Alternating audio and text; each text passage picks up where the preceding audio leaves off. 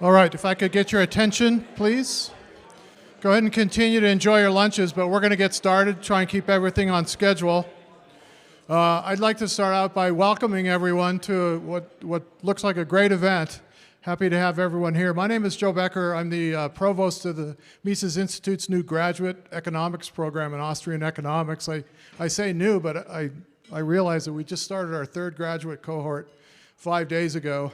We'll start our fourth one in January. The program's going very well, so if you know promising young scholars that, the program's 100% online. We have the finest Austrian scholars known to man on our faculty. So I do want to introduce, let me also welcome not only you, but our online audience. We've got people watching on Odyssey. We have people watching on YouTube. And we'd like to special welcome to the C-SPAN, who is here with us today, so that's great. I'm going to introduce the first two speakers, again, for efficiency's sake. The first person you'll hear from is our president, Jeff Deist, longtime friend of mine. He's going to say a few words, and then he will be followed by Colorado's own Mises.org editor, Ryan McMaken. So I think without further ado, enjoy the rest of your meals, but I'm going to bring up President Jeff Deist.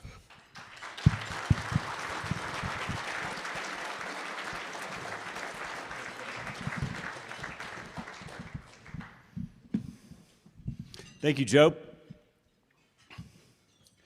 I woke up this morning to scenes of mounted horseback police using batons to beat people over the head and shoulders in that war-torn, chaotic city known as Melbourne, Australia. And I thought, what the hell world are we living in? And it also struck me that, let's not kid ourselves. There are tens of millions of Americans who would absolutely support the same kind of draconian lockdowns and police crackdowns we're seeing on Australia and New Zealand right here in the United States. I don't think there's any doubt about that. So the question for all of us today is, of course, what to do. A few months ago in New Hampshire, we held an event discussing medical freedom, and we had Professor Ben Powell give a talk there. I don't know if any of you are familiar with him. He teaches at Texas Tech University. And he gave this great talk about following the science. And he said, what we did wrong with COVID was instead we followed the wrong science. He said instead of talking to medical scientists and virologists and immunologists about disease and how transmissible COVID might be or how lethal COVID might be, he said we should have been talking to social scientists. We should have been talking about trade-offs. And of course, that's the one thing we haven't talked about over the last 18 months since this COVID nightmare started, is the trade-offs. We should have been talking about things like depression and alcoholism and suicide, and we should have been talking about the economic damage from shutting businesses and schools and churches. But we should have been talking about boosting natural immunity and supplements and things like this, and alcoholism and weight gain. But instead, we've been talking mostly just about COVID itself. Now, Ben is a brave guy, but imagine if you went on C-SPAN and said, no, we don't need to listen to these doctors or these scientists. We need to listen to economists, right? You can imagine the reaction you get from that, but that's actually the truth, because what we haven't thought about much or talked about much over the past 18 months is the unseen, in Bastiat's conception of the seen and the unseen. And we're all about to experience the unseen for many, many years to come as a result of these COVID lockdowns. And the reality is that there's no scenario under which a poorer society is a healthier society. So job number one is to be a wealthier society. And we're shooting ourselves in the foot with respect to that. So no, what we've been through over the last 16 months, it wasn't worth it in any sense of that expression. And if we had literally done nothing, if our politicians had literally done nothing, it might have actually resulted in fewer deaths and hospitalizations. We'll never know.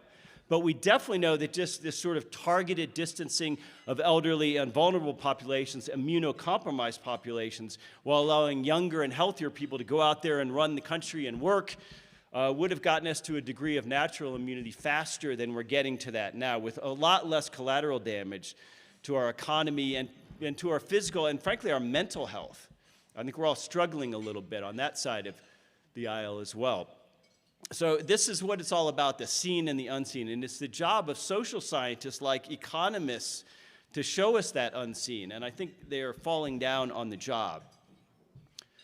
But there's a silver lining to all this that I'd like to talk to you about today. And I think that silver lining is that the story of the last 16 months, the political story in this country hasn't been about presidents. It hasn't been about Trump or Biden particularly. It's been about governors and mayors and county officials and school boards. And I think there's a very important lesson there that we all ought to be heeding. And we really need, I think, at this juncture to start being a little more clear-eyed about where we are in terms of the political and social and cultural and economic reality of things in the United States. So first, let's just dial back a little bit to that strange and unsettling time of March last year, 2020. There's this expression, the fog of war, which is when you don't sort of know what's happening because you're hearing a lot of conflicting reports. And I remember feeling that very sense of the fog of war when 9/11 happened. I was working for Congressman Ron Paul in Washington, D.C., and of course the Keystone Cops and the Capitol Police bungled everything. We spent the next couple days hearing all these what turned out to be debunked reports. Well, there's a car bomb in front of the State Department and that sort of thing. So whenever there's a crisis, we get all this conflicting news and information, and sometimes it turns out to be false. Well, we're experiencing the same thing with COVID.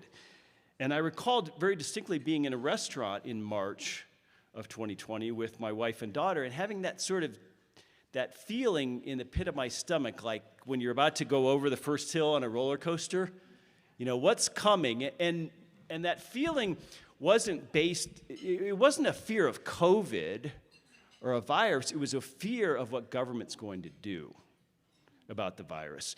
And of course, that's the exact same feeling I had on 9/11. Was not, is some terrorist going to come blow up my family, but rather, what is government going to do in terms of drastic overreach as a result of all this? So here we are 16 months later, and we're still in the fog of war. We still have all these questions which nobody can seem to answer for. So we hear a lot of conflicting information. Do these vaccines work? Do they stop anybody from getting infected? Do masks work? Is there asymptomatic spread? Are we creating variants? I don't know. I offer no opinion on the medical part of this or vaccines. I think by all means get one if you care to. But the point is that we've got more information at our fingertips than we've ever had in the course of human history. You basically have all of human history on something the size of a deck of cards in your pocket, and yet we still struggle mightily with any kind of wisdom. There was a series a year and a half ago or so before the Trump election on PBS. It was called America Coming Apart or something like that. And one of the people they interviewed was Steve Bannon, who was one of the architects of the Trump victory in 2016. And he came up with this expression, which has stuck with me, which he said, we're living in post-persuasion America. He said, it's never been easier or cheaper to have facts at your disposal, to obtain information. There's never been a time in human history where that's easier, but yet people are digging in more than ever to their own worldview, rather than being open to facts and changing it. You know, people are doubling down. And of course, with all the white noise coming at us, we have the ability to filter it, and we have the ability to just hear from sources that comport with our own view of things. And so it's very easy for us to live in a media or information bubble, and we suffer from confirmation bias. And I think that's been operative throughout COVID. And in a sense, just like with Trump in 2016, we in America are watching at least two different movies. So we've all seen what's been happening in Afghanistan the last few days, and we worry that 9/11, which caused things like the invasion of Afghanistan, has forever remade American foreign policy into, I guess, what we might call a permanent state of war-making and invasion and nation-building, permanent war. So the question we have to grapple with is, will COVID remake American domestic policy into a perfect permanent new normal of masks and vaccine passports and business and school shutdowns. And perhaps what is the biggest untold and unremarked upon story, I think, of the entire COVID year is this absolutely insane CDC rent moratorium, where for the first time in American history, not even the housing authorities in the federal government, but the Center for Disease Control has unilaterally come along and said, we have the ability to vitiate thousands upon thousands of heretofore locally enforced contracts across the country. Seems to me to be a very, very crazy turn of events. So what we know is that you don't defeat a virus, you live with it. You work around it. This is becoming increasingly obvious. But I said there's a silver lining, and I think there is. And that silver lining is that the dominant political trend of the 20th century, which was centralization of political and monetary and economic power, I think is being threatened and challenged in the 21st, and I certainly hope it is. And I actually hold a lot of optimism when it comes to this, because I think not only is this the way forward for the United States, I think it may be the only peaceable way forward in America. And we've seen some tremendous examples of this in just the last year, where the various states and the various countries around the world have really acted as sort of laboratories in a big federalist experiment. But of course, decentralization comes with a price, and we'll get to that here in a bit. And that price is tolerance.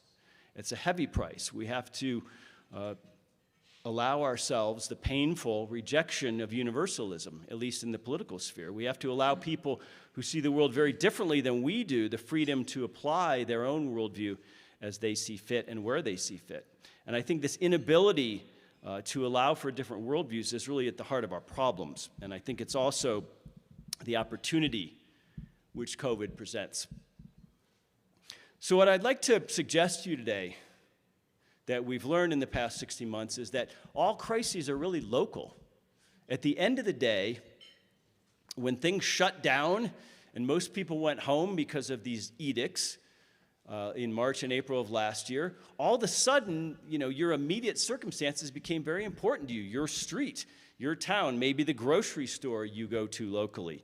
All of these things became much more important because we tend to live in this sort of digital world, and most of us travel a lot, and we have this sense of the world well beyond our town. But for the first time, people started to have very different experiences, depending on maybe if they lived in Florida and South Dakota, or if they lived in New York and California. And certainly if they lived in Australia, they've had a very different 16 months. And so for the first time in a long time, people started to think of themselves as Californians and Floridians. And I think that's a very healthy development for America, and I want to encourage that. I think we ought to recognize it, celebrate it, rather than bemoaning it. So when we think about being tied to a place, and we think about all of us going home last year, that was a change. That was a change for most people.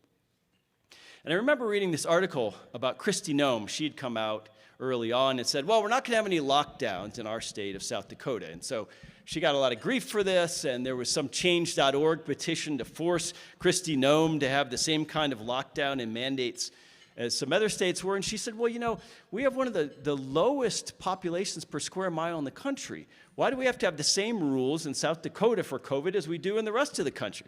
Well, that seems like a fair question. Why shouldn't local circumstances inform the local responses to a communicable disease? So she held firm, to her tremendous credit. I'm not a fan of all of her policies, but she held firm. And she never had statewide lockdowns in her state. And as a result of that, maybe some other governors were emboldened a bit. And we ended up with about 5 states which never had any kind of statewide lockdown. And there were also some sheriffs at the county level who stood bravely against all these impositions of what I would call soft martial law, I suppose. So here's what Kristi Noem said. She said, I'm quoting her, one-size-fits-all approach to this problem is herd mentality. Okay? The people are primarily responsible for their safety. I oppose, meaning Kristi Noem, draconian measures, much like the Chinese government has done, and actions we've seen European governments take that limit citizens' rights. So at the time, back in that fog of war of, let's say, April 2020, that was actually pretty brave stuff to say. It was refreshing. And it was also a very needed reminder that all crises are local, and that no matter who you are, you have to live somewhere. Your physical body has to be somewhere. You have to exist in a space, in time, an analog space, not a digital one. And so even if you're the wealthiest billionaire, even if you're Jeff Bezos, let's say, you need to make sure somehow that wherever you are, that calories come into your life, that utilities like electricity come into your life, that hot and cold running water, maybe prescription medicines. Who knows what Jeff Bezos requires on a day-to-day basis? It's probably a lot like what we require. And I thought to myself, wow, this is really a great equalizer, because people are starting to see that even elites are subject to the same kind of rules the rest of us have to live under when things get ugly. And I remember there was a report in the news early on how, because Amazon was doing so well in the early months of COVID, that Amazon stock had gone way up, and overnight, at least on paper, Jeff Bezos, his net worth had increased, some crazy number of billions of dollars. And so this was, everyone was sort of bemoaning this and saying, oh my gosh, look at the rich are getting richer. And so there was a demonstration outside of Jeff Bezos' house in Washington, D.C., where he has one of several houses because a few years ago he bought the Washington Post. So these protesters are out there, and being the kind of subtle people that they are, they've enacted a mock guillotine, which is presumably designed for his neck. And I was thinking to myself, I don't know if he's there. I don't know if he's home. Maybe he's at one of his other houses. But if he is home, just let's say 50 or 100 dedicated knuckleheads with nothing better to do and nothing to lose could absolutely disrupt the life of, I guess the richest or second richest man on earth. I mean, if he doesn't have ingress and egress to his home, let's say you have a helicopter. Let's say you have some house somewhere with a safe room. That helicopter has to have fuel.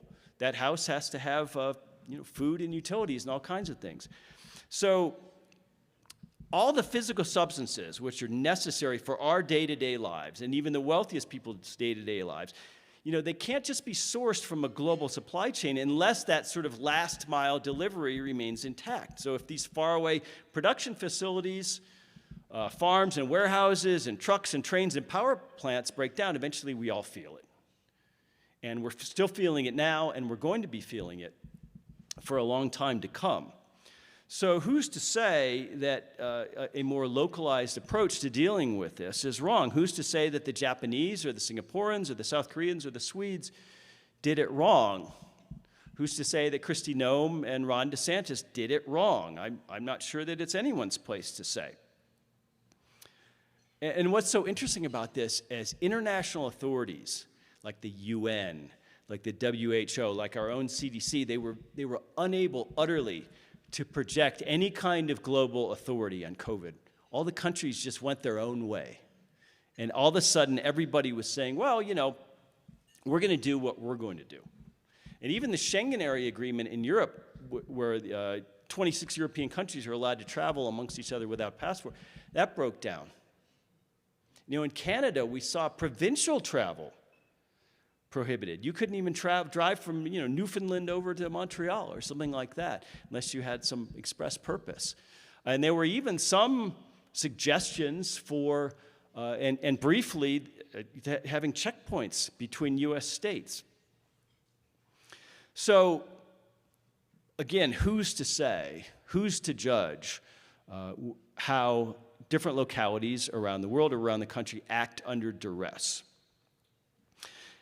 And I would suggest that this calculation, it becomes more and more difficult at scale, moving from the local to the regional to the national to the international level. Crises remind us that local matters. And this is exactly what we should want and expect in a pandemic, right? This is what we want, competing visions as to the severity and the scope of the problem, differing localized approaches, experimental treatments, nimble entrepreneurs providing resources and supplies to us. And we're going to have scoreboard, and to an extent we do have scoreboard. Now, we have some data 16 months later. We know that ventilators didn't work. We know, for the most part, that lockdowns didn't work. We're starting to think that maybe masks don't work either. And so hopefully there's going to be remorse. There's going to be recriminations. There's going to be, hopefully, calls for some criminal action against some of these governors who failed us so badly. So what we have to avoid is allowing the political class to gain from all this. Because if there's a silver lining for all this, it's that we have to understand how, at the end of the day, South Dakota really isn't New York City after all. They're two different places. And why do we have to have the same rules for 330 million people with respect to COVID? Well, I think a lot of Americans woke up to that over the last 16 months. But then what follows is, if we can have different rules relating to COVID across 330 million people, why can't we have different rules about taxes and guns and abortion and climate change and everything else? So that's the opportunity. That's the silver lining behind COVID. Now, one thing I have to show you, I can't resist. I'm starting to really dislike this guy. He's starting to piss me off. I don't want his new normal. But this is a beautiful thing. This isn't some think tank survey. This is from United Van Lines. So they spent 2020 figuring out who's moving where. So guess what? California, and New York, and New Jersey, and Illinois lost people, and Florida, and Texas, and Tennessee, and some other states gained people. Shocker there. So what's happening, ladies and gentlemen, is a form of soft secession. This is people moving with their feet. And I'm not even going to say that this is necessarily ideological. People are fleeing dysfunction. And so far, there's not a lot of sign that, blue state voters are turning Texas or Florida blue. So far, there's not a lot of data or evidence that that's happening at all. Maybe it's the red state voters leaving California and Illinois and New York and New Jersey. We don't know. But what we've had is this remarkable experiment in federalism that's having real results. I mean, there's a real separation taking place in this country, and I think it's an absolutely beautiful thing. And we actually have a real-world example of where federalism works beautifully. And that's Switzerland. All you have to do is look at the Swiss government's website, and they lay out the principle of subsidiarity and federalism. Now, the big difference in Switzerland is that most people pay about 80% of their overall tax burden either to their local canton or their commune, which is their local commune or their local canton, and only about 20% to the feds. Whereas here in the United States, that's flipped. We send about 80% of it to Uncle Sam. So that's a problem. But apart from that, there's no reason why we couldn't be engaging in a great awakening, I think, for a federalist system in the United States. And not because of constitutionalism or anything like that, just because of people's desires to live in places that work and to live around people who share their thoughts and attitudes and opinions and values. And when I bring up that 80-20 thing on taxes, let me just say real quick, this is 2020's, if you want to call it a budget, this is a farce. But this is what Congress and the federal government did last year. So let's just say they brought in about $3.5 trillion and they spent about $6.5. So, in a sense, the MMTers are getting their way, right? If half of everything the federal government spends to operate is debt financed, they don't need your taxes for 50% of what they do. Why not 60? Why not 80? Why not 90? Why can't we be Switzerland? It's all funny money at this point now anyway. So what we have to think about is whether we can really turn our backs on D.C., whether we have an opportunity of a lifetime, perhaps several lifetimes, to go a new direction. And I think we have to be thinking of Washington, D.C. more like the Afghans do. In other words, we're all aware of how Uncle Sam projects military and economic power across the world and bullies people in this crazed foreign interventionist foreign policy, which we've been suffering under, especially since Reagan. But oftentimes we fail to recognize that DC is an imperial power with respect to the 50 states as well. Right? They're bossing us around just as much as they're bossing Afghanistan around, maybe more.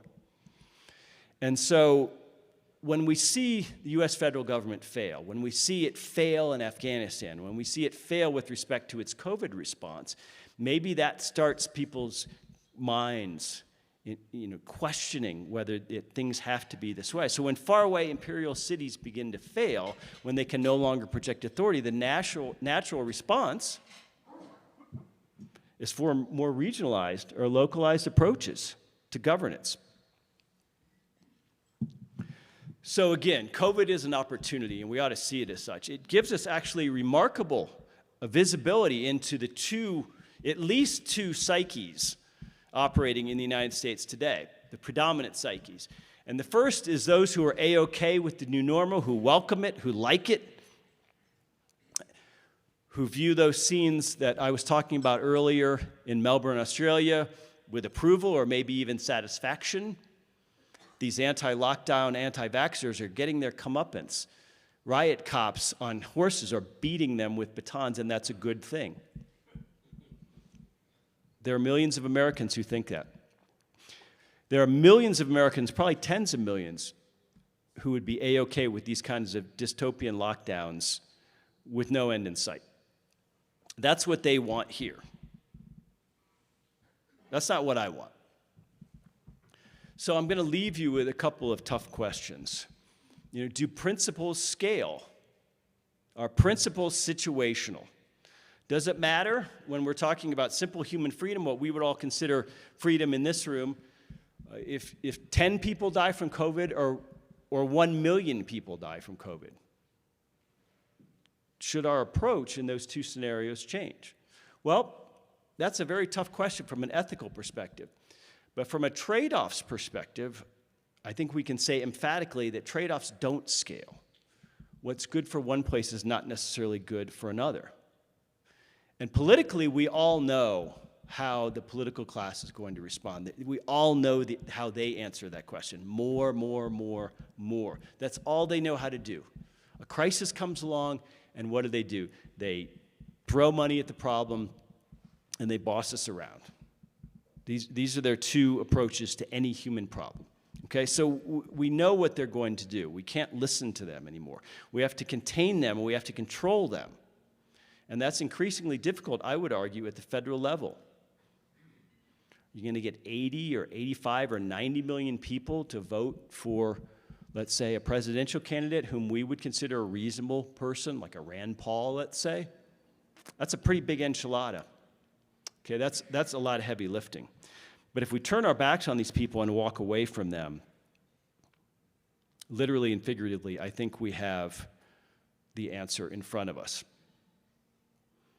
Mises wrote 2 books that are radically decentralist in tone and approach. He wrote them in the interwar years, between 1919, when he had just come home as an artillery officer for the Austro-Hungarian army, in 1928. The first was called Nation, State, and Economy. The second was called Liberalism. If you haven't read these books, they're both short. You can read them easily in a day or an afternoon. If you need one, ping me, find me on Twitter. I'll be happy to send you one. In my opinion, these 2 books are amongst the most important he ever wrote, and they're also, I think, misinterpreted in many ways. Mises cared very, very deeply about political minorities, about people who find themselves in a political jurisdiction as minorities, whether that was racial and ethnic, whether that was linguistic, or whether that was simply because of the political views that they hold. And I'm going to suggest to all of you in this room that that's us. We're a political minority, and we ought to start thinking that way and acting that way. Because these people who approve of the lockdowns are not likely to change, and the cost-benefit of trying to get them to change their minds, I think, is not nearly as attractive as the cost-benefit of trying to get away from them and unyoke ourselves from them. So the silver lining of COVID is that our task has been made clear, and that is, in my view, separation rather than persuasion. Thank you very much.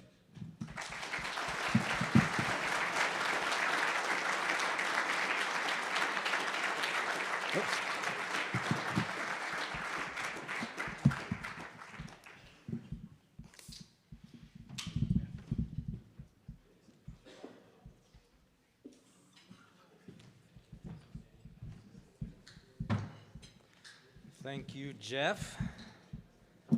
I'm Ryan McMaken. I'm senior editor of Mises.org and a frequent contributor to our articles on the front page. Hopefully you visit Mises.org daily. We run a couple of new articles there, at least a couple new ones today by a lot of good young authors in many cases, and also by a lot of our good senior fellows who are still doing work to this day. But what I want to do is build a little bit on what Jeff was saying about the federal government and its spending.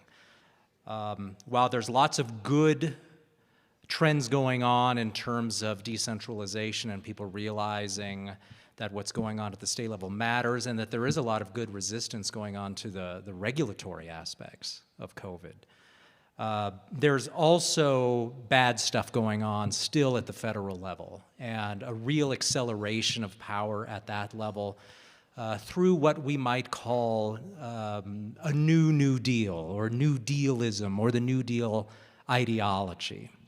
And this doesn't mean that it's a recreation of what happened in the 1930s under FDR, which continued, of course, through World War II.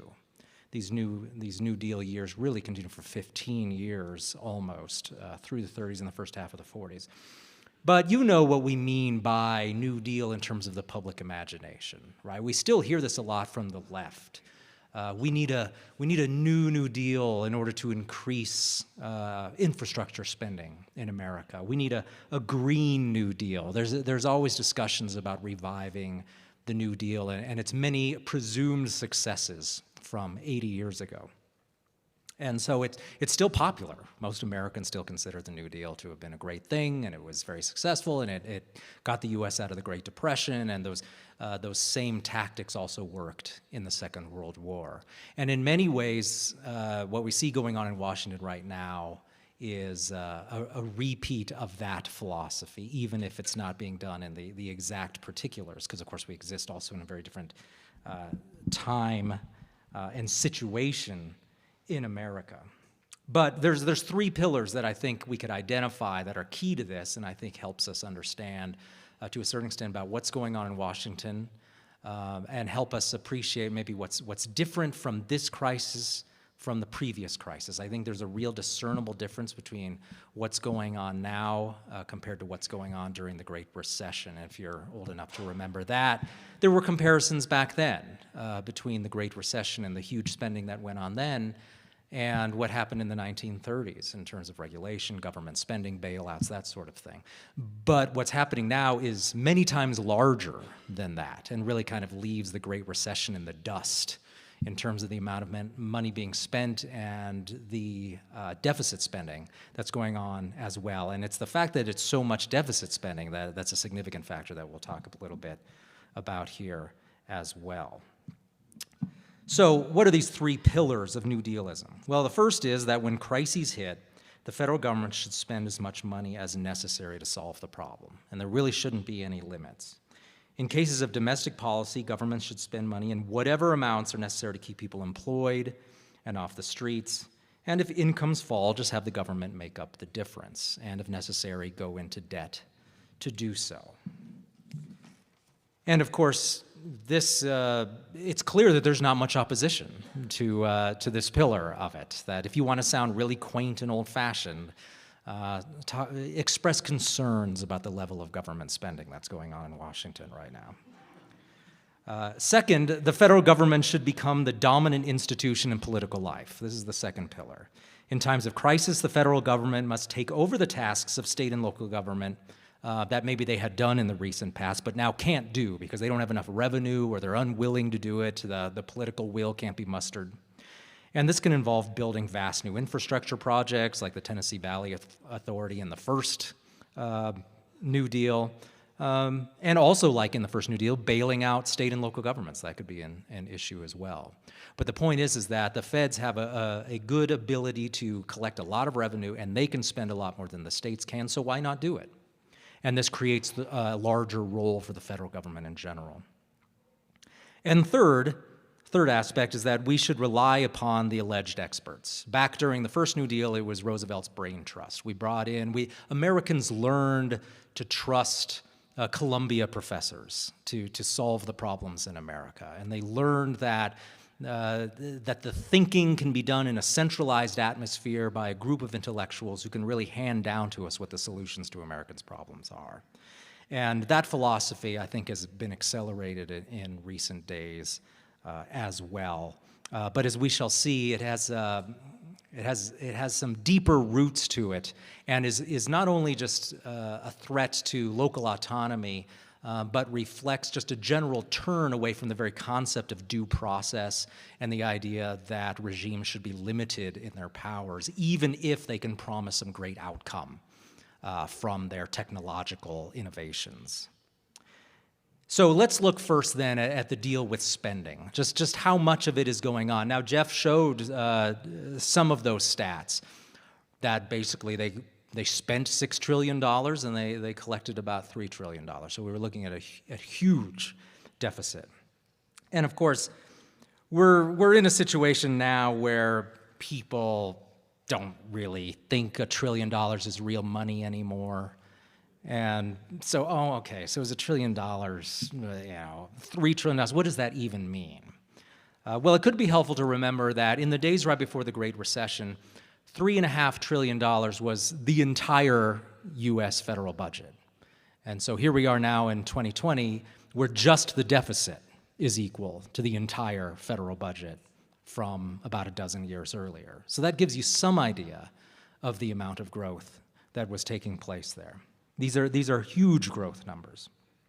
And so spending in 2020 exploded far beyond anything we had seen before, with the exception of the Second World War and the New Deal. If you look at these charts and graphs of spending as a percentage of all GDP, you have to go back to 1945. It's not even good enough to go back to the Vietnam War to see similar amounts of government spending in terms of how much it's overtaking the economy as a whole. You got to go back basically 75, 80 years. And so, and what it did was from 2019 to 2020, went up from 20% to 31%. These are all in inflation-adjusted numbers. And in 2020, spending was nearly 55% larger than the previous peak during the Great Recession in recent years. So this isn't just a continuation of Great Recession type spending. This is basically increasing again by half as much. And so I don't think that it's even really a good comparison at all. And what's interesting about it is the fact that you have to go back to World War II, I think it really indicates something about just how successful this effort has been to convince Americans that the COVID crisis is something that's just so huge, it's almost incalculable, the way Americans thought about the Second World War. So in 2021, I mean, this propaganda machine has convinced a great many Americans to see COVID in a similar way to how Americans saw the Japanese military threat in 1942. And if you measure by government spending, COVID apparently outranks even Stalin in the days of the Cold War. So Stalin getting the nuke in the 1950s didn't warrant as much government spending as COVID did in terms of people's panicky reaction to things. And so this rises to the level of people thinking, in the 40s, people thought that Tojo was going to start bombing Los Angeles and San Diego. And so that was the sort of spending that you have now in terms of federal spending as a percentage of overall GDP. So I leave it up to others to determine. Now, I actually don't think that the Japanese were ever going to bomb the West Coast, but that was the perception. And so that was the level of the panic that existed. And apparently we're now matching that, because it warrants the exact same amount of government spending and a growth in the federal role in daily life in terms of fiscal policy. And if you want to see just how little opposition there's been to any of this, you can just look at the fact that nobody opposed it in Washington except for a tiny handful of alleged cranks, like maybe, say, Kentucky Representative Thomas Massey, who slowed down one of the votes for a stimulus bill. And because he thought maybe we should vote on it and have a recorded vote instead of just having like a voice vote where 2 people were present and we just had the leadership declare the bill passed. And so for thinking that maybe there should be some sort of due process and maybe an actual vote on this multi-trillion-dollar bill, Donald Trump declared Massey to be, quote, a disaster for America, unquote, who should be thrown out of the Republican Party, quote unquote.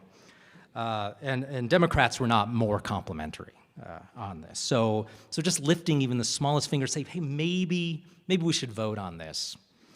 This was just the hysteria completely overwhelmed any notion that that was appropriate policy. So Congress just became a rubber stamp.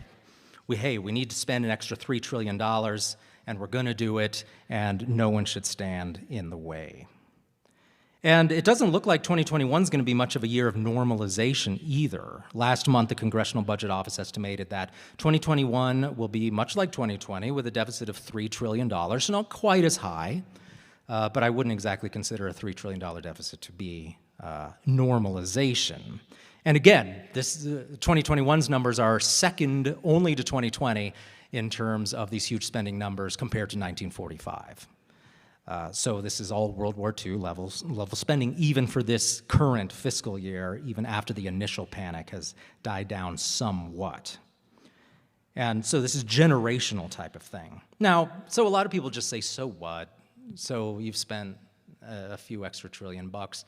We'll just pay it off later. What's the problem? Now, it would be one thing if this was just a matter of, well, we collected a bunch of taxes and then we redistributed them. Now, you don't have to read a whole lot of articles on Mises.org to know that there are some problems with that all government spending redistributes wealth from one place to another, from a more efficient use to a less efficient use. Also causes lots of malinvestment and bubbles in the economy, which creates boom busts and other problems. However, there's one specific issue here that I want to talk about, and that is the monetization of this debt. This sort of spending, where you just decide on a weekend we're going to spend an extra $3 trillion that we don't have. That sort of spending isn't possible without scheming between Congress and the central bank. What you need is a central bank that can essentially launder that money in the sense of it is keeping interest rates low on the debt you're issuing. So this is a somewhat complicated issue in the sense that it's not clear what this line of transmission is. But let's just spend a couple of minutes looking at it. So you want to spend an extra $3 trillion. So what do? Well, obviously you could just put out $3 trillion of extra government debt out there. The problem is you need to make sure people buy that debt and at a interest rate that you, as a politician, want to pay. Now, obviously, if you were paying 10% on treasuries, people are going to buy it, right? That's a great deal. Hey, it's a safe investment. I'll buy a bunch of federal debt, and I'll get 10% on it. But as you can imagine, federal politicians don't want to pay an interest rate like that. What they really want to pay is something under like 1%, which is what they're currently paying. So how do you make that happen? So the way you do it is you get the central bank to help out. Now, there's, of course, going to be some demand out there for federal debt no matter what, and pretty decent amount of demand compared to other governments, right? Because it's not like the other governments of the world right now are being all fiscally responsible and there's austerity everywhere and they're hardly spending anything, right? The situation is even worse in Europe in many cases, and China deeply in debt. And so if you're looking out there about what sorts of governments seem to be fiscally sound and whose government's debt should I buy, the US doesn't look too bad. On the other hand, when you're rolling out the door $3 trillion worth of that debt, you aren't going to have enough buyers at under 1%. You're just not. So somebody's going to have to buy that up, even if American debt is still pretty popular. It's not that popular. So here comes the central bank. Hey, we'll buy a bunch of that debt. We'll help make sure that the interest rate remains low. And again, why do you want the interest rate to remain low? It has to remain low because otherwise, if it's not low, you've got to spend huge amounts of your federal budget on debt service. So the way it is now is, okay, we spend an extra $1 trillion worth of debt, we spend 1% on it, and at current debt levels, that still means the United States government has to spend $345 billion a year on debt service. So that's just money that goes to paying interest on the debt. Now, to give you a sense of what sort of money that is, well, that's combined the budgets of the Department of Veterans Affairs, the Department of Education, and a nice big sizable chunk of several other departments as well. Now, obviously politicians would love to have that money back so that they could just buy more votes by pouring money into a variety of different programs. So you can imagine if the interest rate went just to 2% or so, and they had to pay, say, $700 billion instead of $345 billion, that could force you to take huge chunks out of various popular political programs then. So there's a big political motivation in Washington to keep those interest rates low because we don't want to have to take larger and larger shares of the federal budget, of the money we use to buy votes and to stay popular as politicians, and just pay it down for debt. Oh, you know, sorry, we had to lessen your Social Security check because we had to pay an extra $800 billion on debt that we threw down some rat hole like the Afghanistan war. What they would rather have is a lot of money currently in their hands that they can spread out to the voters and then tell the voters all about it. So the political reason is huge. This is different from the economic arguments against high interest and all of that. This is just simply they don't want to have to spend this money on things like interest, so they want to make sure they've got lots of money to spend for political reasons. So that interest rate has to stay low. So the Fed's going to help them do it, and they're going to do it by buying up a lot of that debt. And that, by buying it up, they're going to be able to keep the interest rate lower because they're artificially goosing demand, basically. And so the effects of this are significant because as in past situations, what they have to do really is just create new money in order to buy all of that debt. So the question is, well, where does all that debt go after they buy it, after they buy all these treasuries? Well, it goes into the Fed's portfolio, and then it sits there. And currently, there's $8 trillion worth of mortgage securities and a huge amount of government debt sitting in there as well. And just for an example of what happened last year, between mid-March and late June 2020, the Treasury's total borrowing rose by about $2.9 trillion. So during that period, the Treasury, so the federal government itself, borrowed an extra $2.9 trillion, but at that same time, the Fed's holdings of U.S. Treasury debt rose by about $1.6 trillion. So that's a pretty hefty chunk of that new debt that's occurring that the Fed's then buying up. They don't buy it directly, they buy in the secondary market, but the effect is essentially the same. And just for comparison's sake, in 2010, the Fed held about 10% of all Treasury debt outstanding. Today, it holds more than 20%. So a sizable increase in the amount of U.S. debt that the federal government is buying up, or that the Federal Reserve is buying up from the federal government and just holding in order to keep interest rates low. And so this is great for politicians. It allows them to just keep proceeding like everything's normal, like they haven't really added all that much debt, and that they can just ignore the problem for now. But it should be clear by now that this isn't some temporary measure.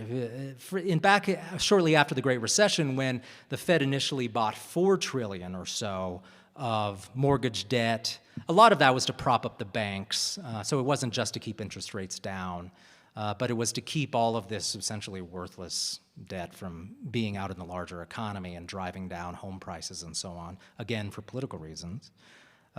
They kept saying, if you were paying attention back then, the Fed kept saying, oh, we're going to unwind all this. We're going to find a way to get rid of all of these assets we hold, and we'll put them back into the economy. And they said that for a number of years, from 2009 to about 2015, then they kind of stopped saying it. And so it's clear now that it's not some temporary measure, that they're not going to put this back into the economy. They've essentially monetized all of that, all those securities and all that debt. It turned from securities, from mortgage bonds, from US debt into money, turned into dollars.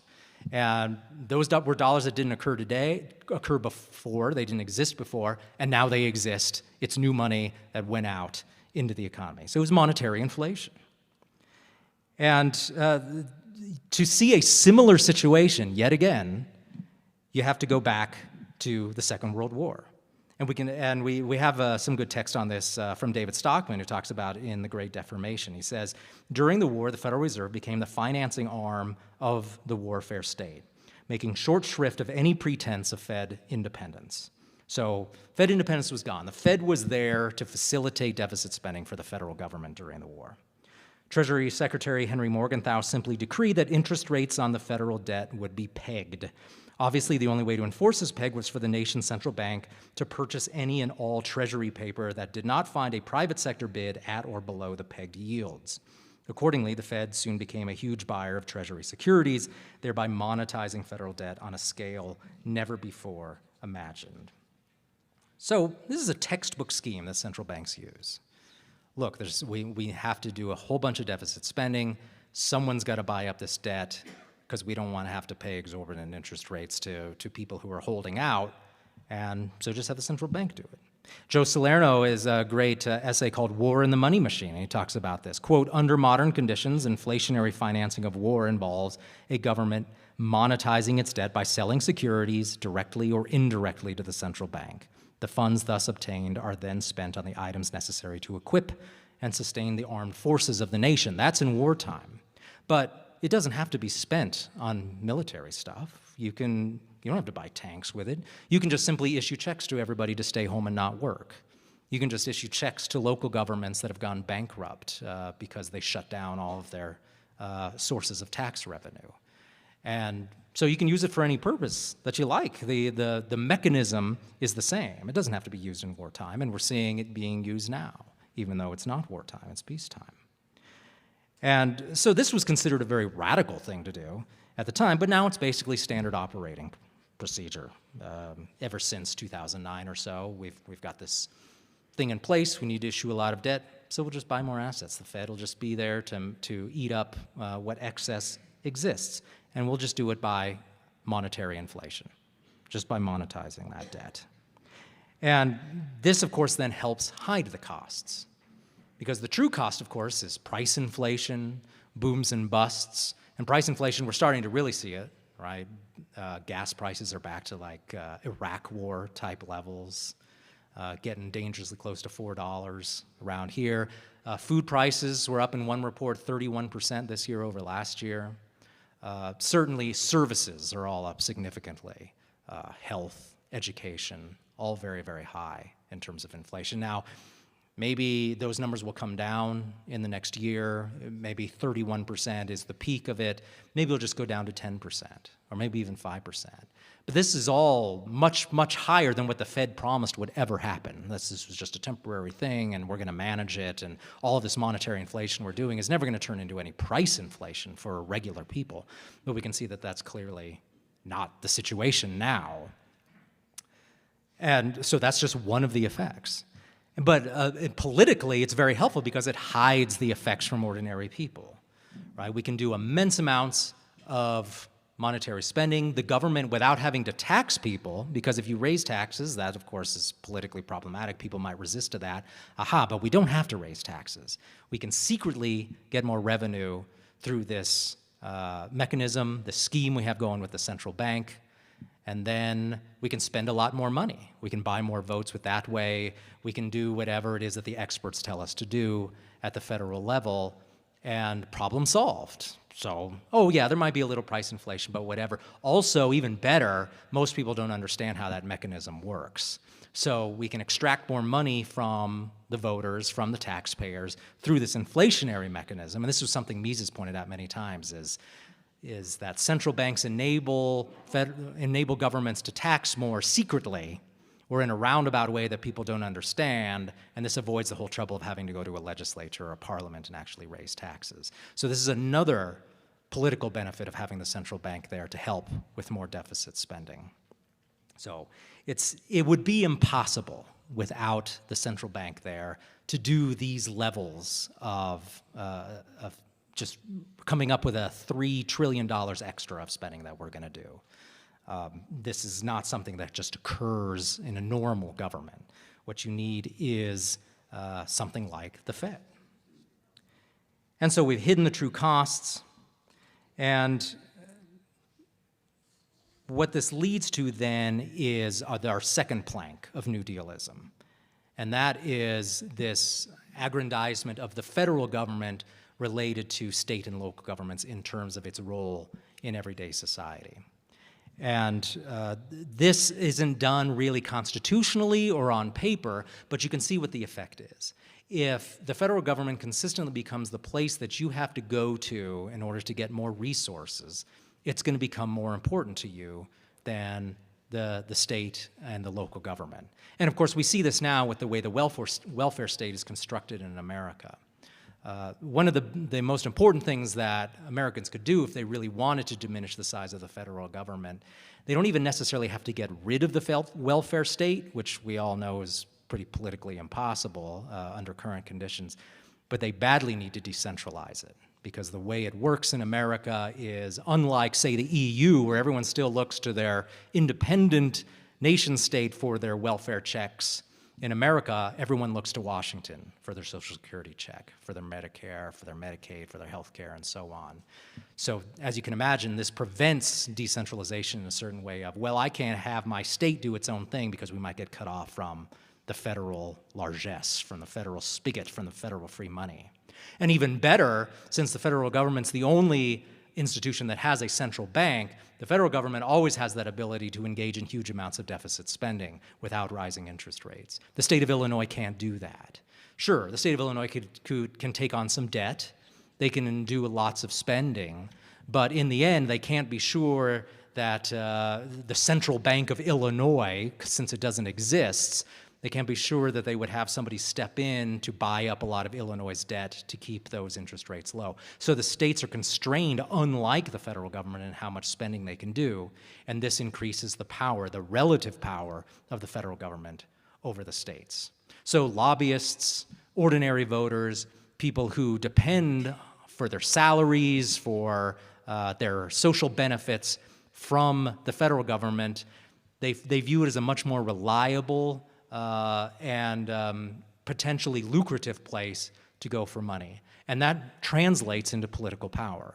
So just as in the old original New Deal, in the current New Deal, we're seeing an increase in this relative power, not through any changes in law, but just from the fact, the byproduct of more federal spending occurring while state spending is basically flattening out. And that's what we've seen in recent years, is that state and local spending basically flatlined over the last couple of years, while federal spending increased about 25%. And that's further increased the percentage of all federal spending as a percentage of all spending has now rocketed up to levels not seen since the old Vietnam War. So while it was somewhat declining in terms of how huge was federal spending as a percentage of all government activity, it suddenly in 2020 spiked up to basically 50-year highs. So there's a definite different trend in place now where the federal government, fiscally speaking, in terms of the money being spent in America by governments, much, much higher than it used to be. And that just over time, this turns the states and the local governments into basically administrative subunits of the federal government if this trend continues. It erases the autonomy, the fiscal and the political autonomy that they might have had if they hadn't had to rely so much on federal grants, on federal welfare spending for their own citizens, and so on. And this brings us to the third plank. And this is the issue of the experts. And we've seen this nationwide. So this clearly isn't just a federal government thing, right? As Jeff pointed out, right? There's no shortage of experts at the state level and the local level working for cities and states in their own health departments that were handing out recommendations. But it's bigger in the federal government in the sense that we're relying not just on health experts for that sort of thing, although we certainly have those in the CDC and other places. And it was these health experts who were used to create this totally unprecedented moratorium on evictions, for example. And that's a perfect example of the use of the idea of the federal expert is, is it constitutional? Is it legal? Is there any due process involved in installing this moratorium? No. We're going to do it because the experts say so. And this is a fundamental shift in the thinking of how law and expertise should be used. And I came across this in a very observant essay by a French political scientist named Bertrand de Jouvenel. And in 1963, he wrote a great essay called the Results or the Consequences of the Rise of Science. And it's not just a matter of people thinking government experts are great, but it's a fact that people have really increasingly started to abandon the idea that experts need to be on a lower level than the idea of due process. So he talks about how in, say, the 18th and 19th century, as classical liberalism became more popular and became a thing, people wanted to ensure that there was a reliable, stable legal process that was in place that could be relied upon, and that regimes couldn't do just whatever they wanted. And so that no matter what happened, I knew that there was going to be some sort of due process, that my property couldn't be taken away without this slow, the wheels of justice turning. And what de Jouvenel says is that, well, by the time we got to the 20th century, there were sociological, cultural changes, political changes that really started to doubt that idea, that maybe due process was too old-fashioned, and that maybe not even just in times of emergencies, but in all sorts of cases where we have some great goal in mind, some great national change that we want to happen, if we're too much restrained by these old ideas of due process, that stands in the way, and it's an impediment to progress. And the way de Jouvenel phrases it is he says that, quote, precedent is the most ancient basis of law and the safest. It's very safe. But that judicial procedure is the sole remnant of the old idea of the right way. And it's therefore an islet of stable procedure in a sea of shifting procedure. But that stands on very shaky ground now, and I think we definitely saw that with the rise of COVID regulations.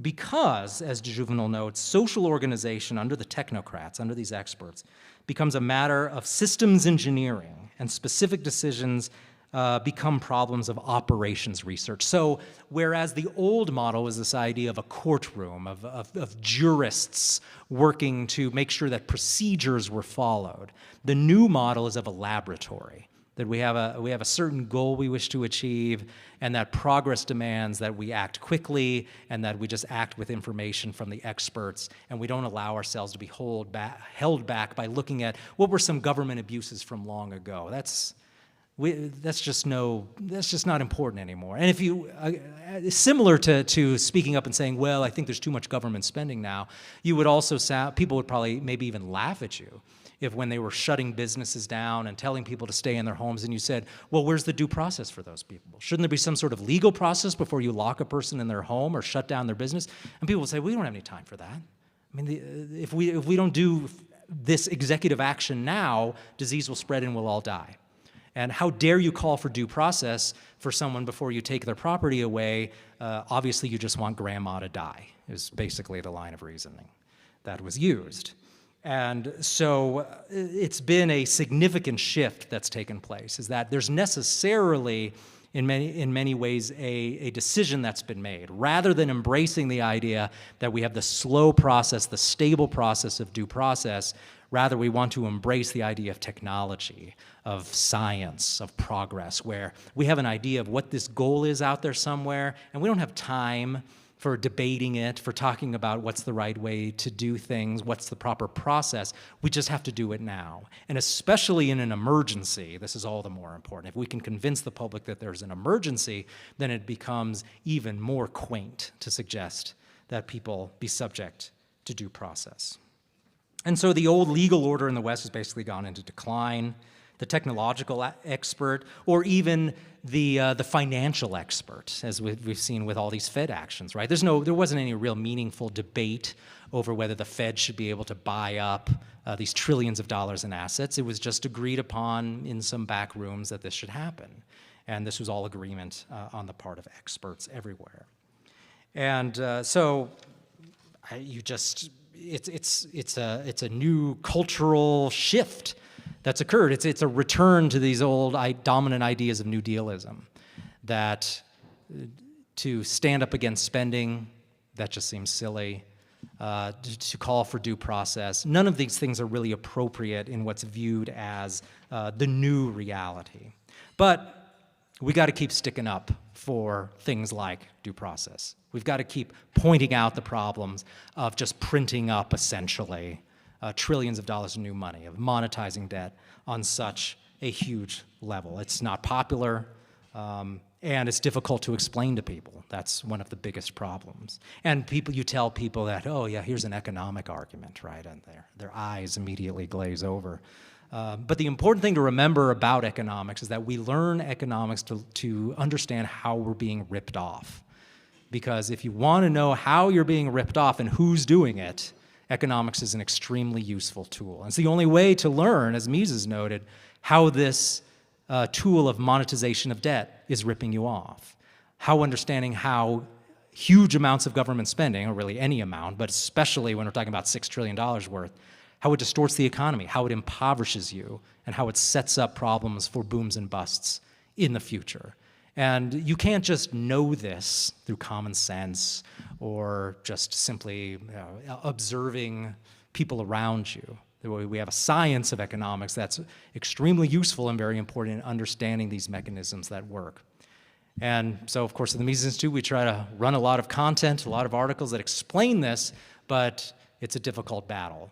But it is something that we have to keep an eye on. This New Dealism, the amount of public resistance to these huge levels of public spending at the federal level has been broken down. And while, yes, there are positive trends that are going on in terms of decentralization, there's also these negative trends that are going on at the same time in all three ways, in terms of deference to experts, in terms of building up the relative power of the federal government opposed to the state governments, and also just this runaway deficit spending that ends up, in the end, causing mayhem in terms of inflation and booms and busts. So we have to keep an eye on all of that. And at the same time, though, maybe this time around will be better. Back in the New Deal, it took 15 years, really, for some sense of normalcy to return, that people were so convinced in 1932 that this was the way to go and how wonderful it was, that you didn't see any opposition for more than a dozen years. So maybe things will be better this time, and I think maybe there are some reasons to believe that maybe people will resist a little bit faster. And so I'm an optimist, so maybe they'll come to their senses in just 8 years instead of 15, I don't know. But we shall see. I always hope for the best. So thank you very much. We're now going to have a 15-minute break, and so you can look at the bookstore, help yourself to a drink at the bar. You can talk to the speakers if you like, and we'll be back around 1:20, I think, is when we'll come back. So thank you very much.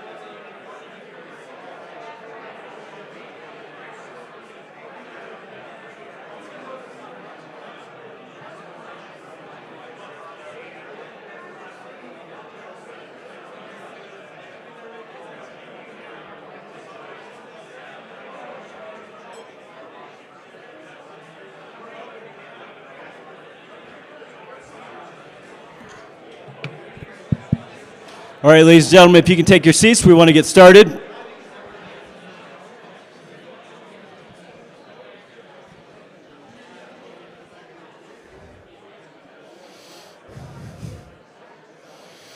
If you can take your seats, ladies and gentlemen, we'll get started with John Tamny.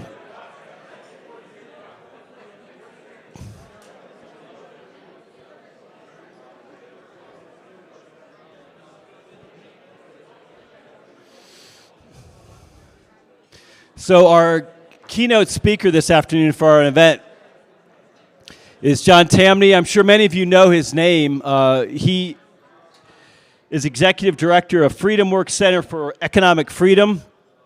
But I think for our purposes, more importantly, I consider him maybe the best financial journalist in the United States today. He knows his economics, very well read, which is actually surprisingly rare in his profession. You probably know his writing from Forbes and Real Clear Markets, where he's an editor. He's written several books, including one in 2016, which is interesting, on the Fed. But his most recent book just came out earlier this year. It's called When Politicians Panicked. And I think it's the most important chronicle of what's happened politically over the last 16, 18 months. It's a very important book. I had the opportunity to read it a couple of months ago and interview John about it. I recommend it to all of you. And I recommend that you read his columns at Forbes and Real Clear Markets to keep up on everything he's writing. An unheralded and important voice in financial journalism today. John Tamny.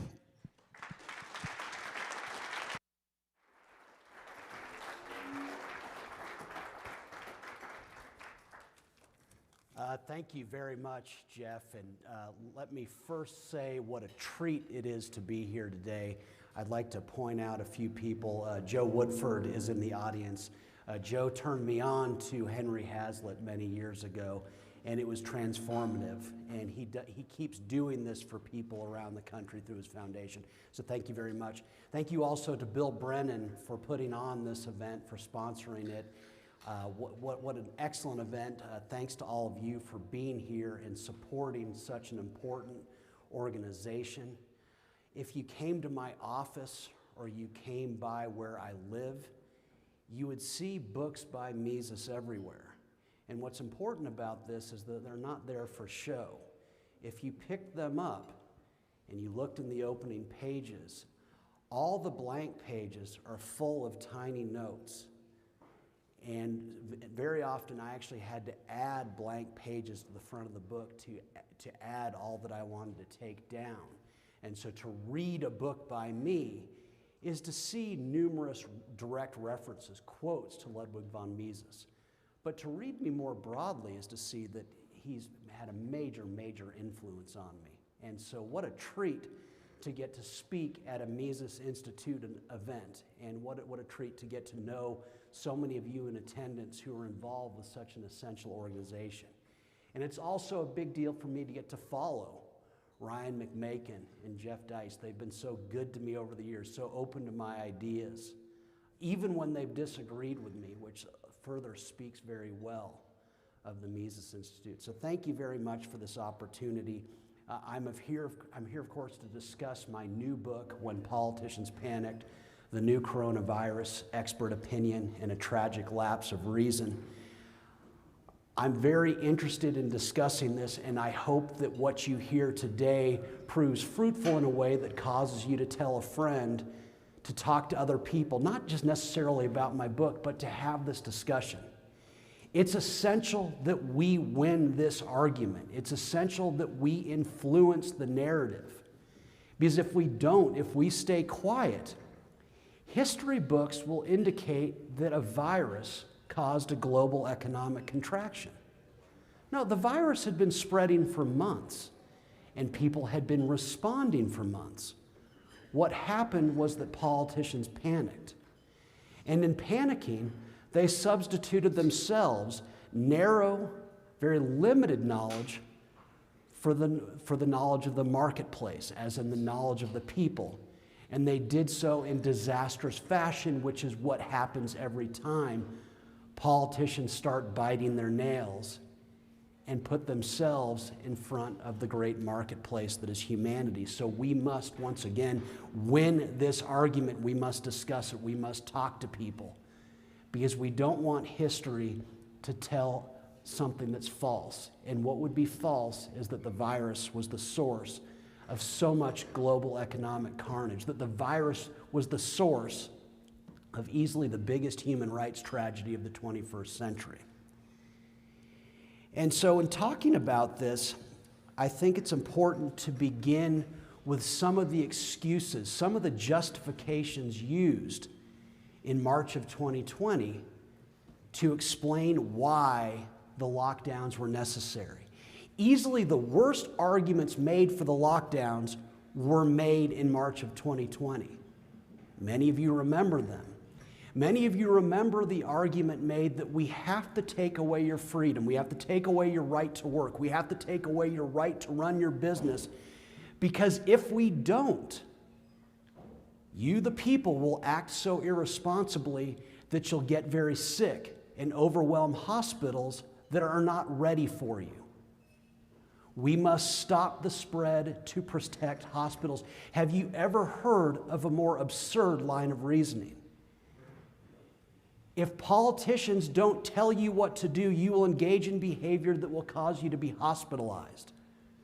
That you have no incentive as individuals to protect yourselves, that you need to be led around. It's quite the insult, but it was passed around by very respectable people. I think we know people in our world who said, well, you know, it's sort of justified at first. Which brings us to what has to be an even more dense argument that they made. Well, you know, the Imperial College in England predicted deaths of 2.3 million. They had to take away our freedom. Don't you get it? That has to be, if possible, an even more foolhardy argument. The notion that without politicians' hand-holding, we would just go out and engage in behavior that would lead us to die. The reality is, if the deaths had piled up, any political force would have been wholly superfluous, because we would have figured out ways to avoid the virus or avoid getting sick that politicians could never come up with. I mean, think about it. What if they'd said 30 million are going to die? What that would signal is that any political force would have made no sense at all. The more threatening something is, the more superfluous is political force.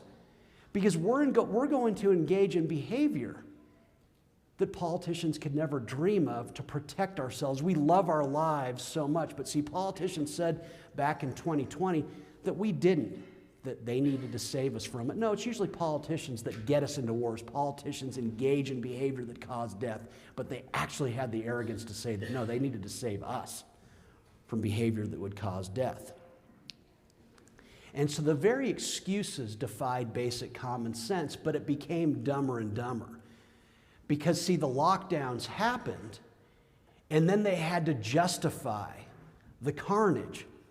So they point to the Chinese. Well, see, the Chinese covered up the virus. They covered up a spreading virus. If they had just let us know, we could have acted sooner and contained it. Oh my gosh, they must think voters are intensely stupid. Wait, the Chinese covered it up? How could you possibly cover something up? Now think about this in economic terms, because while most people rely on emotion in making decisions, most here follow market signals, as they should. And so I understand that there are differing views about China in the audience, but what you cannot deny is that China is the second largest market in the world for the most valuable companies in the world. Those would be American companies. And so Apple sells a fifth of its iPhones in China. GM sells more cars in China than it does in North America. Starbucks has 4,100 stores in China, on the way to tens of thousands. There are 3,700 McDonald's in China. It's the second largest box office for the movie theaters, second largest market for Nike. The list goes on and on and on. If the virus had been an indiscriminate killer of Chinese people, if it had been an indiscriminate cause of sickness, we would have known this months before March of 2020, and we would have, because U.S. share prices would have been in stupendous decline. It would have been the mother of all stock market crashes, to reflect the loss of the greatest market in the world, not the United States. Yet U.S. shares continued to hit all-time highs. Those companies I described, for the most part, did. If you go to March 18th, 2020, that's when Brett Baer of Fox News interviewed Fred Smith, the founder of FedEx. This is important because he asked him about the spreading virus. This was right as the lockdowns were beginning. And Fred Smith had a very important perspective on this because Wuhan is a very major economic city in China. And as a consequence, FedEx has a very big presence there, 907 employees. And so Fred Smith said, you know, we've tested all of our employees. In this juncture, 4 tested positive, 2 are false positives. What's important is that all of our employees are in good health. This truth also explains why Elon Musk was always a skeptic. He had a big operation in China, and so he knew from his employees that the virus was spreading, but it wasn't an indiscriminate killer. Fred Smith and Elon Musk couldn't lie about these things. As public companies, you have to report material information like this. And so we knew from the markets that the virus was many things. It was real. It'd be foolish to deny its reality. But we knew from China that it was many things, none of them terribly lethal, because if it had been, we would have known this months before. Looking at the smartphones that fit in our pocket, China is one of the most smartphone-dense countries in the world. We just saw a few weeks ago that even out of an economically primitive country like Cuba, that footage of the protests traveling via the internet made it around the world. Does anyone seriously think that the Chinese government could have hidden in a smartphone-dense country like that massive evidence of people dying and getting sick? Good luck. Not to mention that we have intelligence services around the world. Does anyone think a spreading virus would have somehow not been noticed? Again, the cover-up is the blame of China's the cover-up is a loser excuse that ignores the fact that China was our surest evidence that the virus was real. But again, it wasn't a major killer, and it certainly wasn't a major cause of sickness. So we knew long before the lockdowns that there was no justification for them. Furthermore, if it had been very lethal in China, the more lethal something is, the more threatening something is, the less justification there is for taking away freedom. And the basis for that is economic growth is easily the biggest enemy that death and disease have ever known. Whereas Jeff alluded to earlier, poverty is the worst state of mind for people. Poverty is the biggest killer mankind has ever known. And just to give you an idea of the health meaning of this, it's worthwhile to travel back in time to the 19th century in the United States. In the 19th century, if you broke your femur, you had 1 in 3 odds of dying. But if you lived, your only option was amputation. And let's be clear that painkillers back then weren't as advanced as they are today. Let's just leave it at that. If you broke your hip in the 20th century, you were going to die. When you were born in the 20th century, you had as good of a chance of dying as you did living. If you got cancer, forget about it. You were going to die. But see, most people never got to cancer. That would have represented healthcare progress, and they didn't because tuberculosis and pneumonia was the captain of man's death, killed you off much sooner than cancer could get to you. If you travel forward to even the early part of the 20th century, 1910, cancer was still a distant 8th among American killers. And it was because, once again, tuberculosis, pneumonia, yellow fever, it was the terror of Western civilization. They were all getting us first. World War I was the first war in the history of mankind in which more people died of gunshots and bombs than they did from just routine disease. And so what changed? Well, what changed was economic growth. In the 19th century, Johns Hopkins made a fortune from the Baltimore and Ohio Railroad and directed $7 million of it to what became Johns Hopkins University. It was the largest donation ever of its kind. Johns Hopkins would start the first real medical school. See, before that, medical school was kind of a night school, trade school concept that wasn't about saving lives. There was no way to save lives. It was really about protecting people, easing them into their death. Well, so Johns Hopkins would be the first place where they would study how do we cure what kills us, doctors and scientists matched with precious capital born of wealth creation. Which brings us to John D. Rockefeller, arguably the richest man who ever lived. In his lifetime alone, he gave away $530 million. $450 million of it was directed toward healthcare studies, matching doctors and scientists with capital so that they could find cures to that which used to readily kill us. And all of a sudden, people who used to die once were living. People were suddenly able to die once, die twice, die 3 times. By that, I mean what used to kill them no longer was killing them because they had access to advances born of economic growth. Even in 1950, the biggest line item on hospital budgets was bed linens. And it was because they didn't have answers, whereas more and more, what can easily kill us, we can come up with answers for. And this is important in consideration of where the debate went. And let me stress, in writing When Politicians Panicked, I made sure to read the New York Times every single day. And I did because I wanted to check against my passion from day one against the lockdowns. I wanted the other point of view to moderate mine. And what you find is that when you read deeply into the New York Times, they report excellent information. My book would be a fraction of itself without the Times. And so you read deeper into these alarmist headlines, and the Times kept reporting something that was interesting in consideration of what David Brooks, one of the columnists, said. David Brooks said, well, this spreading of the virus is a stain on the United States, a national embarrassment, all these things. But see, the newspaper kept reporting routinely that of those who had died with the virus, over 40% of them, those deaths were associated with very old, very sick people in nursing homes. That's not to minimize very old, very sick people. But it's a way of saying, if anything, the virus showed the immense progress of healthcare in the United States. People are dying of old age. Does anyone realize what a modern, rich country concept that is? People never lived into old age, but now we do. And it's because economic growth has been matched with doctors and scientists on the way to curing things that used to kill us. And so when we needed economic growth most, because politicians said the virus is a big threat to our health and ability to live, they quite literally chose economic contraction. Historians will marvel at their abject stupidity. Which brings us to Anthony Fauci. It's not fair to laugh. It was not meant to be a laugh line. It was not.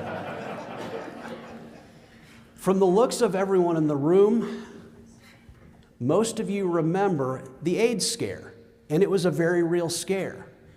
Anthony Fauci first came to prominence back in the 1980s, and he very famously, as I point out in the book, wrote a paper in 1983 saying that AIDS was a communicable disease that could be passed around within households, just from people being around each other.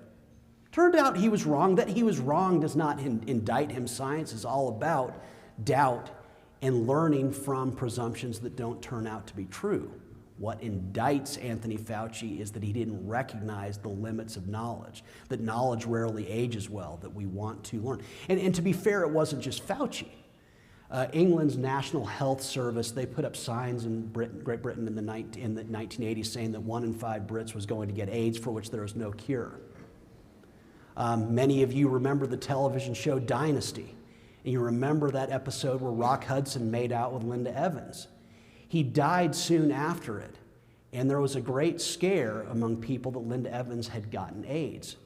Rock Hudson went to his death worrying that he had given her AIDS. How little we knew, which is the point. It's why free people aren't just essential because freedom's a virtue. They're not just essential because they produce the economic growth that creates cures for that which used to kill us. Free people are arguably most important when a virus is spreading because they produce crucial information. As Jeff said earlier, you wanted 330 million kind of competing with different ideas. I come from the libertarian world, yet I know libertarians who didn't go into a restaurant for over a year. I know libertarian types who never left their houses. Well, you need people like that. You need people testing that who are just avoiding all human contact altogether to see if that works. Now, we know from New York in May of 2020 that maybe that doesn't work because 2/3 of those hospitalized in New York had been sheltered in place. But you need the people taking full precautions. You also need people like my only occasionally exasperating wife, who, in her defense, she had delivered a child on March 1st, 2020. And so suddenly we'd be walking down the street and someone would be walking past us on the sidewalk and she'd jump off the sidewalk. I couldn't, my rage was endless for a brief time. But you need people like that taking big precautions. Whenever I'd come home, she'd say to me, have you washed your hands? Have you washed your hands? And so she'd make me wash my hands. She was nervous, and you need people like that too. You need people taking immense precautions. Find out what you get from that. You also need people like me. For me, the highlight of my day during the lockdowns was going to the grocery store. I loved being around people so much that I would purposely forget things at the grocery store so that I could go back. Well, you need people like me. You need people who are just very, very skeptical of what's happening. You need people like my science-denying parents in Southern California, 78 and 80, who had grown up with polio and a lot of things that they thought were truly scary, and they said, we are not going to stop living our lives because of expert opinion. We are going to continue. They figured they were reasonably healthy, and they were going to continue living as they did to the extent that they could, and so did their friends. You need people like that. And most of all, you need young people. You need those young people hitting every bar and every party and making out with every girl and guy they can. They're the most important producers of information of all, precisely because they reject expert opinion.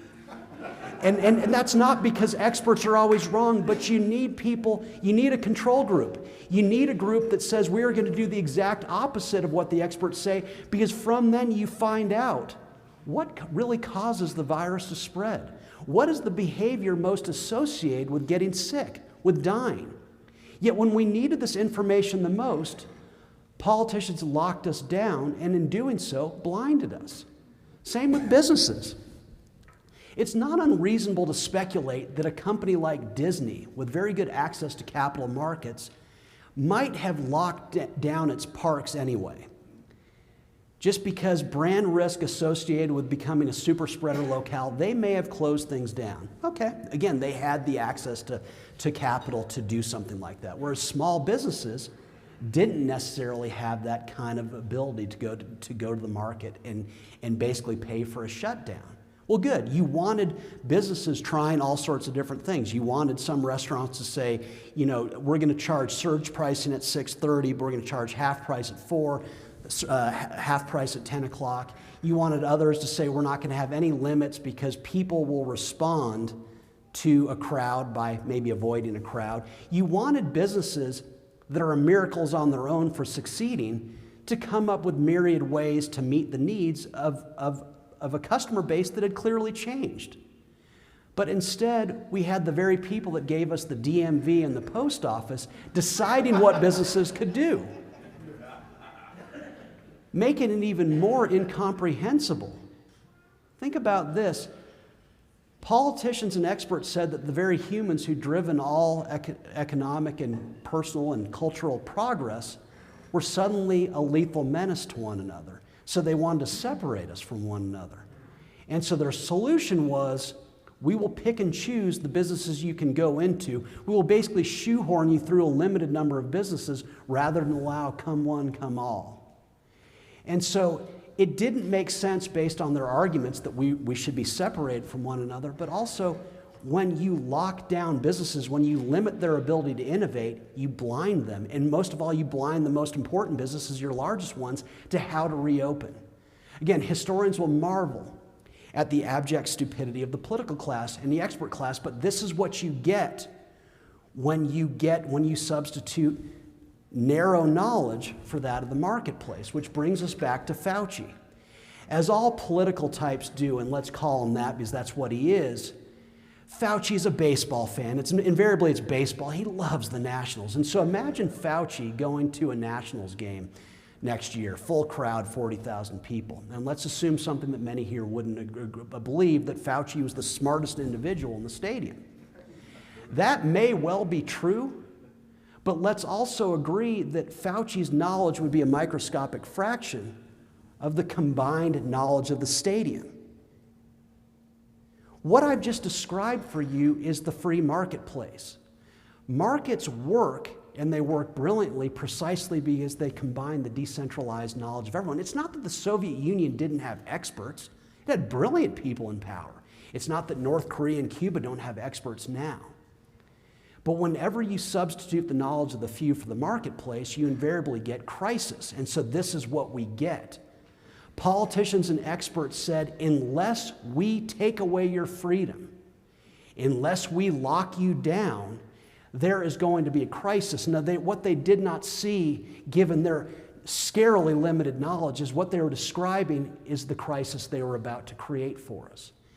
Because anytime you substitute political knowledge, narrow, for the marketplace, crisis is the inevitable result. And you think about what this meant, not just for the U.S., but think about the rest of the world. Never again allow yourself to be told by someone on the left that we care more about poor people. This had to be the biggest injustice to the world's poor that we've ever seen, at least in modern times. Because as the U.S. took a break from simple economic reality and said, we're just going to shut things down and run from the virus as though it's going to go curl up and fall asleep, the rest of the world, according to the New York Times, 285 million people around the world were rushing towards starvation as rich people in the developed world decided they were just going to take a break from work for a time.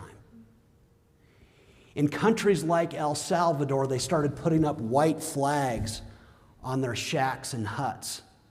And what that means in El Salvador, that's a signal that there is starvation going on here. That's what we did. When we stopped working in the United States, when we put tens of millions out of work, suddenly remissions around the world dry up and people around the world starve. Not to mention the hundreds of millions around the world who were rushed back to poverty. Because when Americans stop producing, when they stop working, jobs around the world start to vanish.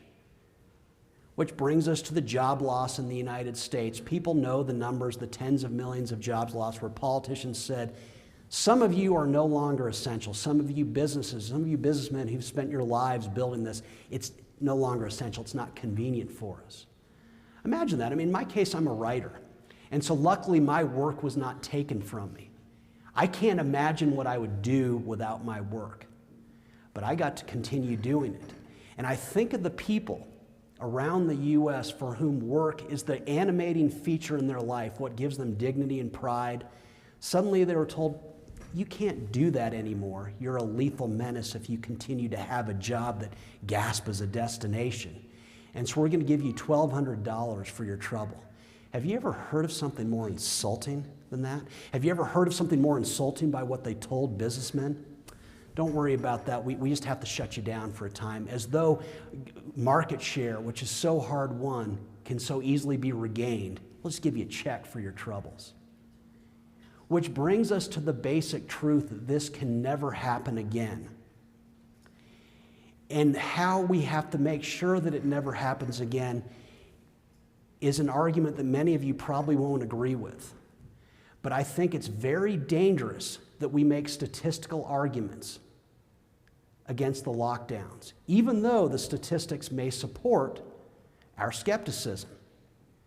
Once we make statistical arguments about, well, the CDC said that 90% plus of the deaths were associated with very old people with all sorts of comorbidities. Once you do that, what you're saying, what you're implying is that there's a rate of death that allows politicians to take away our freedom. No. They should never take away our freedom, and furthermore, we should never allow them to. That's right. Never, ever again give up your freedom so cheaply as we did this time. And in making statistical arguments, we are setting the stage for future lockdowns, because one thing we know is that pathogens are a part of life, and because they are, there will be more viruses.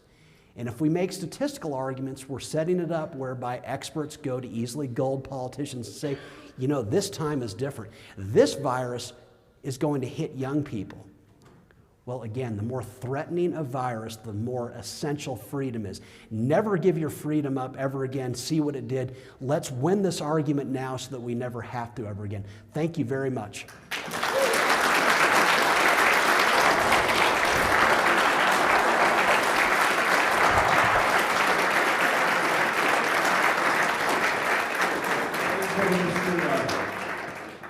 Tamny's agreed to take some questions and answers. We have a couple of mics which will be circulating. Please raise your hand and wait for a mic so that we can get the audio. And we ask for nice, short, pithy questions of Mr. Tamny. So hands in for anyone who has a question. You're all convinced, aren't you? No need.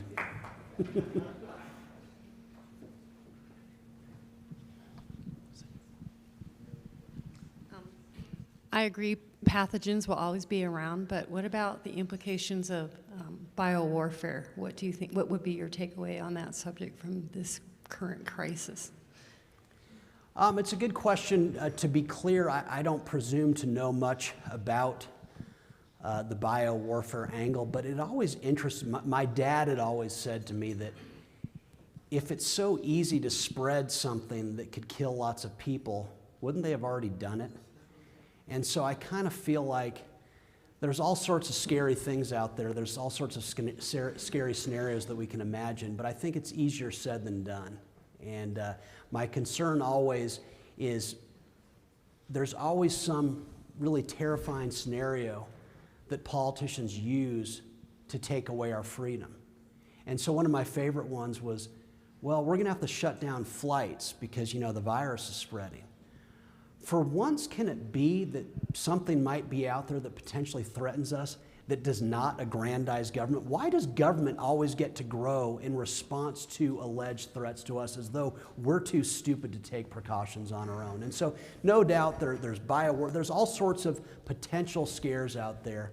But I think as humans, we're pretty wise, and I'd rather leave it up to us.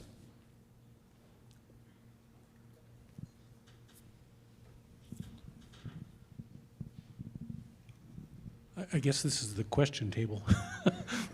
The Fifth Amendment prohibits the taking of private property for public use without the payment, without due process, and without just compensation. That seems to have been the first casualty of the coronavirus. What do you recommend in terms of protecting those rights, given that we walk away from them at the slightest threat of a crisis or of some public harm? It's a great question, and I actually, Jeff and I were talking about this last night because chapter 17 of When Politicians Panicked is an experimental chapter where I talk about are there constitutional implications, and I feel as you do. I've had that there was a takings. I talked to business owners who basically said, I woke up one day and my business was no longer mine to run. Yet I've had lawyers tell me, oh no, it's not a takings thing. And then I've had other lawyers, libertarian types say, well, states have police power and everything. I don't know the answer to this, but I feel like there were all sorts of property rights violations at work. Furthermore, I would add, and yes, what I'm going to add is easier said than done, at some point, we just have to resist. I take you out to Carlsbad, California, early January of this year. Finally, the business owners out there just put up signs, we're in peaceful protest.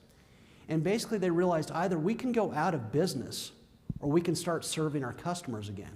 And so they basically gave a big middle finger to the political class. And I just think that we have to that's right. We have to take energy from this and recognize that they can't arrest us all.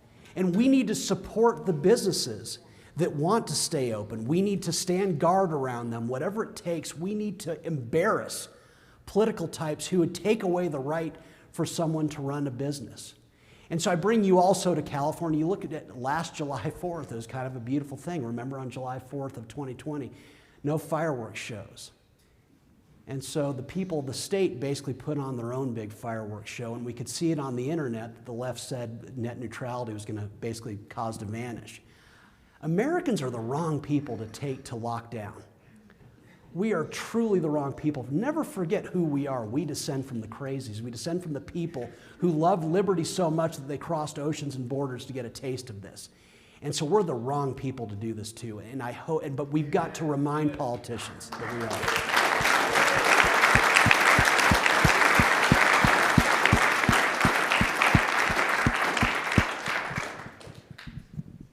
I think you made such an excellent point about not making statistical arguments, but how do you talk to individuals who value supposed security over freedom if freedom's not one of their objectives? So. Look, it's a great question. All of you, I'm probably speaking to a group that maybe at some time had someone say, put your mask on, or how selfish that you're not wearing a mask. As Jeff said earlier, we're kind of the minority, aren't we? Well, my reaction has always been, wait a second, I'm not being the selfish one. If you are really fearful of me being out in the world spreading a virus, then go home. Don't foist your fears on me. The selfish people are the ones who basically wanted to take away the freedom of others so that they could feel secure. And so we need to feel secure in making that basic argument. I don't think anyone here is saying that the virus didn't exist. And I don't think anyone here, I would disagree heartily with anyone here who said people shouldn't be allowed to lock down. What we're against is force, where everyone had to go with a one-size-fits-all solution. And actually, that would be my one disagreement with Jeff. Agreed with you on states' rights, everything. I love your optimism about more states' rights, that there were different responses. But I've got a slight tweak to that. What if Donald Trump had remained obstreperous, impossible to get along with Donald Trump? And this is important from a states' rights perspective. What if Trump had stuck to his guns of, wait a second, the virus is no big deal, but oh, by the way, those states that think it's a big deal, they have the right to lock down, but guess what? Any governor so foolish as to take away businesses and jobs as a virus mitigation strategy is going to have me in his or her state every day of the month, right up to Election Day. I'm going to embarrass you for doing something so abjectly foolish. Well, so imagine if Trump acts like Trump and does that. He's still president today, but what's more important about this is this would have kept him from doing what was so damaging, which was signing the $2.9 trillion CARES Act. I reject the notion that there were states' rights. But you see, if there's no federal response, if Trump says, wait, what does the federal government have to do with this? The only answer to this is not to lock down, and states that lock down can face the consequences for doing so. Once you do that, California's lockdowns end in March of 2020. Florida realistically never gets to lockdown because remember, they didn't do this until April 1. Texas was March 31st. The federal response subsidized immense cruelty from governors and mayors. So yes, there were different state reactions, but what we didn't see were city and state reactions if the federal government stays out of the way.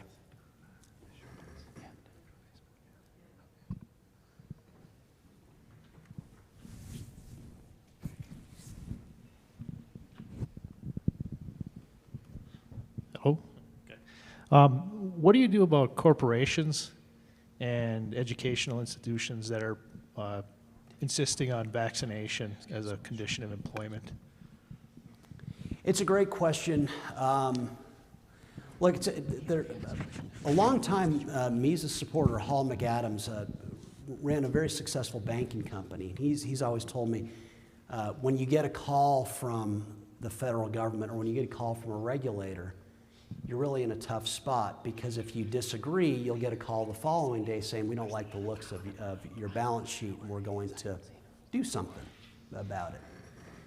And so there's the argument that businesses feel forced to force vaccinations because they're afraid of the federal response. No doubt that's true. Okay. But broadly, I would much prefer if corporations were the ones mandating or non-mandating vaccinations. If my employer says, hey, that's a condition of your employment, fine. They're making an economic decision. I may disagree with it, but I have the right to move. The problem is when politicians force a one-size-fits-all. So while I would like to think that corporations wouldn't force this on it, I think that's a much better place for there to be discussions about vaccines. Let 1,000 flowers bloom. Let different corporations try different things. Schools, kind of the same idea. If a private school, if that's the condition of going there, I suppose that would be certainly a better answer than governors and national politicians. I think we have time for one more. Yeah. Would you say that you're optimistic about the near future or more pessimistic? So, I mean, is there a silver lining to this in your view? Or should we brace ourselves for just more of the same? No, I'm very optimistic. I'm first of all optimistic based on what Jeff said today. While I think there was less states' rights at work than perhaps he does, I love his point that America saw up close different reactions in cities and states across the country. And so maybe you can see that.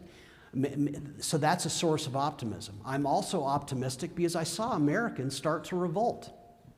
So that makes me optimistic for sure. After which, I can't not be optimistic about the United States. Never, ever bet against the United States, because anything that you think's bad today, oh, come on, it was much worse in the past. Show me the time in life in which you'd like to return to. The 1970s, when it was illegal to own a phone, you had to rent it from the government's preferred monopoly, when airline routes were planned by the Civil Aeronautics Board. Did the 60s get you hot? Vietnam War, was that kind of a great time? The 30s, 40s. The only constant in American life is progress, so I can't not be optimistic, and even more so when you consider capitalism is getting quicker and quicker and outrunning politicians in ways that they can't begin to imagine. So I refuse to not think that be jealous of the young people in the room, what I would give to be your age, because what you're going to enjoy, the living standards you're going to witness, will make some of us older people in the audience, if we're around to see it, be staggered by its grandeur. So never, never bet against the United States. We are full of the most remarkable people on earth. And that didn't change with these lockdowns.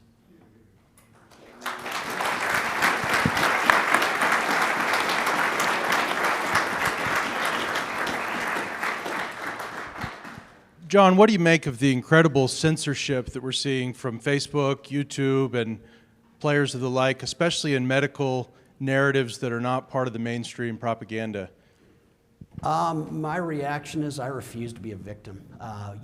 Our side has always been against affirmative action. And so if Facebook wants to limit what's on its site, that's its property. And if Twitter wants to do the same thing, as we've always felt, I believe, is that if they discriminate against you, they're creating an opportunity. They're creating a market opportunity. What does Jeff Bezos always say? Your margin is my opportunity. If you're going to discriminate against a certain slice of the marketplace, you're creating an opportunity for someone to fulfill that unmet need. What did Rupert Murdoch do? He didn't act like a victim. He started Fox.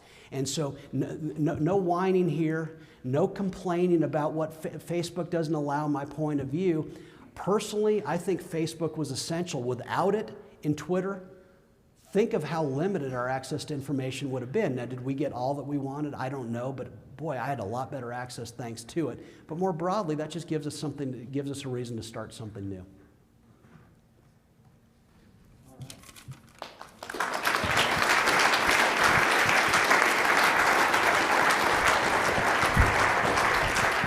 Well, thanks a million to John Tamny, and we appreciate so much all of you coming out, taking time to spend your Saturday with us. Please go to Mises.org/events.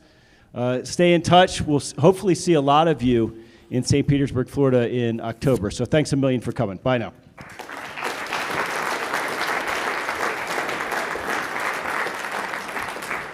Thank you so much for being here. We've got a long history together. Thank you.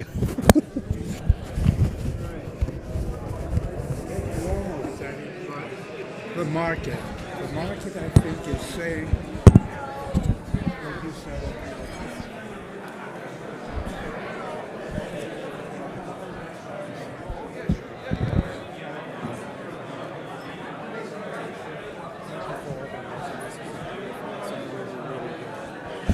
So, but you live here, right? Lakewood is it's a suburb of I think it's Lakewood's not Colorado Springs. It's a suburb of